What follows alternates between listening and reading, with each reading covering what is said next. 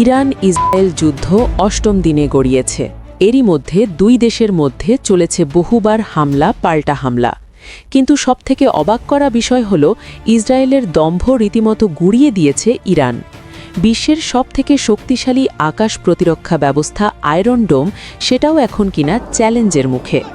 ইরানের যে ড্রোনকে যুক্তরাষ্ট্র এবং ইসরায়েল একসময় তুচ্ছ মনে করেছিল, সেই শাহেদ 136 এখন তাদের রাতের ঘুম কেড়ে নিয়েছে।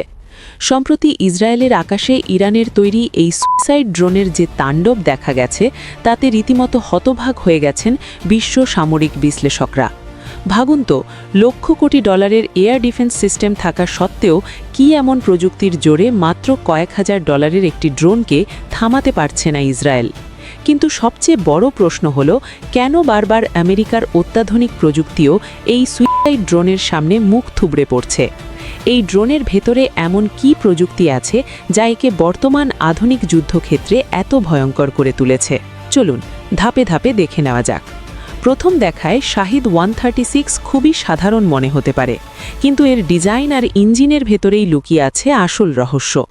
এতে ব্যবহার করা হয়েছে ইরানের নিজস্ব প্রযুক্তিতে তৈরি MD550 পিস্টন ইঞ্জিন। এই ছোট কিন্তু শক্তিশালী ইঞ্জিন ড্রোনটিকে প্রায় ঘন্টায় 190 কিলোমিটার গতিতে প্রায় 2000 কিলোমিটার দূরত্ব পর্যন্ত উঠতে সাহায্য করে। আর এটি উড়ার সময় এর ইঞ্জিন থেকে এক ধরনের অদ্ভুত গর্জন ধ্বনি বের হয়, যা যুদ্ধক্ষেত্রে শত্রুদের মধ্যে এক ধরনের মনস্তাত্ত্বিক আতঙ্ক তৈরি করে। অনেক সৈন্য এই শব্দকে বলে রুমার্স অফ ডেথ বা মৃত্যুর গুঞ্জন। এর পাখাগুলো ত্রিভুজ আকৃতির বা ডেল্টা উইং ডিজাইনে তৈরি। এই বিশেষ গঠন ড্রোনটিকে রাডারে শনাক্ত করা অনেক কঠিন করে তোলে। ফলে অনেক সময় রাডারগুলো বুঝে ওঠার আগেই এটি লক্ষ্যবস্তুর অপর গিয়ে আছড়ে পড়ে। এই ড্রোন মাটির খুব কাছ দিয়ে উঠতে পারে, ফলে পেট্রিয়ট মিসাইল সিস্টেম কিংবা আয়রন ডোমের মতো প্রতিরক্ষা ব্যবস্থার জন্য এটিকে ট্র্যাক করা অনেক সময় কঠিন হয়ে পড়ে।